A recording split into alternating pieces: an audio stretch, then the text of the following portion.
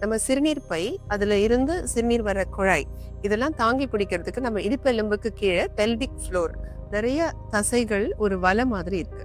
Oestrogen குறையும் போது இந்த தசைகளோட வலுவும் எலாஸ்டிசிட்டியும் கொஞ்சம் குறையுது. இந்த grip கொஞ்சம் லூஸ் ஆகுது. அதே மாதிரி சிறுநீர் குழாயை மூடி வைக்கிற வால்வ் மாதிரி செயல்படுற தசைகளும் கொஞ்சம் பலவீனமாகலாம். அதனால வயிற்றுக்குள்ள அழுத்தம் அதிகமாகும் போது, அதாவது நம்ம சிரிக்கும் போதோ இருமும் போதோ தும்மும் போதோ அந்த அழுத்தம் சிறுநீர் பையை அழுத்தி பலவீனமான அந்த வால்வ் வழியா சிறுநீர் லீக் ஆயிடுது. ஒரு டேப்ல வாஷர் சரியில்லைன்னா தண்ணி சொட்டுற மாதிரி தான் இதுவும்.